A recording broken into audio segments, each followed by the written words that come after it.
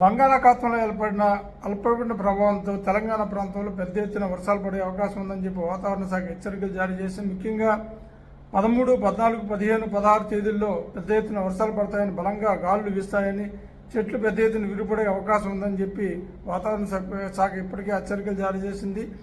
ఈ మేరకే ఆ ప్రభుత్వం అన్ని రకాల చర్యలు తీసుకుంటూ అంత సిబ్బందిని అప్రమత్తం చేసి అన్ని రకాల సిబ్బందిని అప్రమత్తం చేసింది. ఎక్కడికక్కడ కట్టుదిట్టమైన ఏర్పాటు చేసింది. ఎక్కడైతే లోతట్టు ప్రాంతాలు ఉంటాయో, వరద నీరు నిలిచిపోయే ప్రాంతాలు ఉంటాయో ఆ ప్రాంతాల్లో కట్టుదిట్టమైన చర్యలు తీసుకోవాలంటూ ఆయా శాఖల అధికారులు, ఇరిగేషన్ కావచ్చు, రెవెన్యూ కావచ్చు, మున్సిపల్ అధికారులు కావచ్చు, ఈ విధంగా అన్ని శాఖలను అప్రమత్తం చేసి పోతుంది.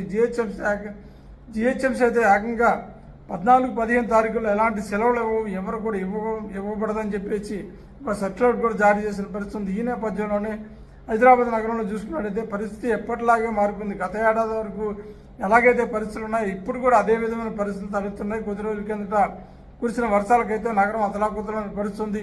ఇప్పుడు కూడా అదే విధంగా ఉండాలని సాక్షాత్ ముఖ్యమంత్రి ఆదేశాలు జారీ చేసినప్పటికీ ఆ పరిస్థితి అలాగే ఉండడం పట్ల ఆయన ఆగ్రహం వ్యక్తం చేస్తూ కొన్ని ప్రాంతాల్లో ఆయన పర్యటించడం జరిగింది. జిహెచ్ఎంసీ కావచ్చు, ఈ సంవత్సరం కొత్తగా వచ్చిన హైడ్రా కావచ్చు, హైడ్రా కూడా వరద నివారక చర్య, వరద సహాయక చర్యలో పాల్గొంటుంది.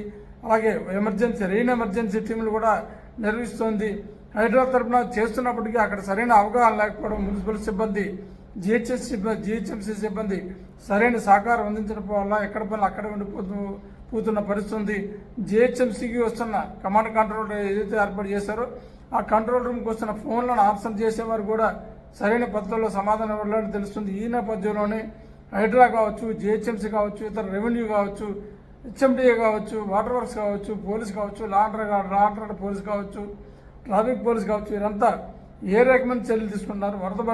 వర్షాలు పడినప్పుడు వరద నీరు నివారణకు కావచ్చు, గుంతల్లో నిండిపోయిన నీరును తొలగించేందుకు కావచ్చు, చెట్లు విడిపడినప్పుడు కావచ్చు, ఏ విధమైన చర్యలు తీసుకుంటారు, ఎలా ఉంది పరిస్థితి అనే అంశాలపై ఎప్పటికప్పుడు సాక్షాత్తు ముఖ్యమంత్రి కార్యాలయమే పర్యవేక్షిస్తూ వస్తుంది.